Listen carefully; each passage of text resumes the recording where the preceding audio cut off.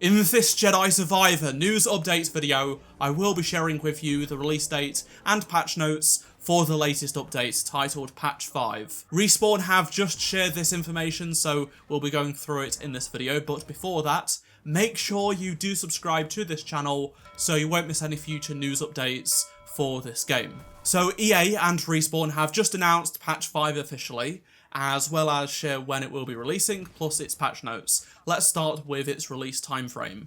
So they've said that the patch is now live on PC. That's right. Right now you can download Patch 5 for the PC version of the game. It comes in at 5.3 or 3.2 gigabytes, depending whereabouts you are in the world. As for the PS5 and Xbox Series X and S versions of the game, you will be able to download this update at a later date. Unfortunately, it's still probably in cert testing at Xbox and PlayStation, so it's up to them to test it thoroughly so it can release. Today is Wednesday at the time of recording this video, so I'd expect it tomorrow, Thursday, or even worst case scenario at the start of next week. So now we know when the patch is releasing and how big it is, let's go through the patch notes itself. So let's now move on to the patch notes themselves, starting with the PC specific improvements that are now live today. So they've improved content caching to reduce hitching, plus improved thread handling when ray tracing is turned off. There is also a fix with an issue when lowering the PC's visual settings would incorrectly lower your resolution scale if FSR is disabled. They noted if you previously disabled FSR and are playing on a lower visual quality, you may want to readjust your quality settings. They've also made a fix for when the reset button wasn't responding on PC when using both controller and keyboard. The next set of things on the patch notes apply to not just the PC version, but also PS5 and Xbox Series X and S. There are various performance improvements across the board. Once again, very vague, but supposedly performance has improved.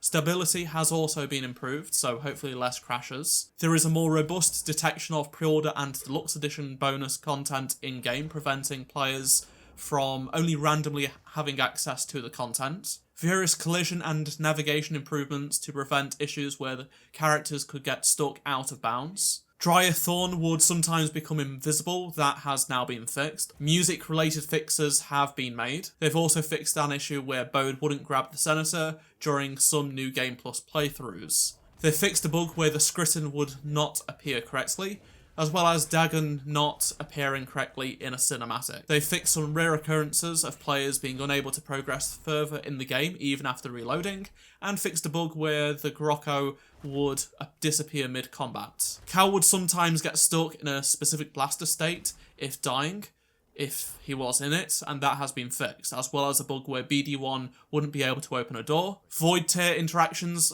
that weren't correctly working have now been fixed.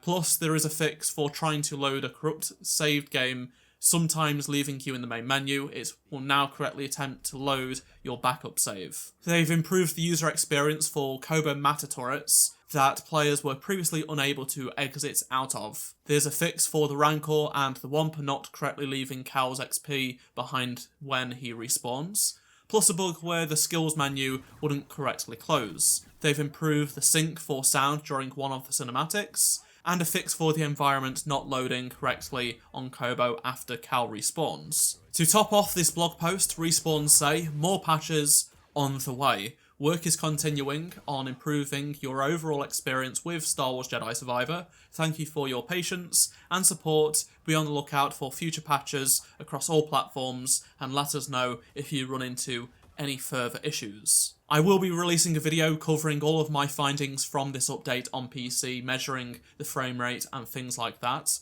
Make sure you do subscribe so you don't miss it, and it may even be live on my channel at the time you're watching this video, so do check it out. On to the next topic of today, and something pretty cool. It's only available on the Steam version of the game, but basically they've now added community items. So there are various badges, from Youngling to Padawan, Jedi Knight, Jedi Master, Jedi Grandmaster, and then Jedi Survivor. There are 6 trading cards: BD1, Bode, Cal, Seer, Merrin, Grease, along with 3 backgrounds you can purchase with points. So you have the Deluxe Edition art, the Glyph art, and Kobo, plus some emotes. So we have the Bogling, Bode, Cal, Seer, Grease, Merrin, a B1 Battle Droid, as well as everyone's favourite character, Turgle. The last item is booster packs, and you'll be able to get 3 trading cards. Everyone that's purchased the game will get 3 trading cards added to their inventory, so do check that out, see which ones you got. That's it for the news today. Be sure to let me know down in the comment section below your thoughts on anything. I will make a video as soon as that Xbox and PlayStation update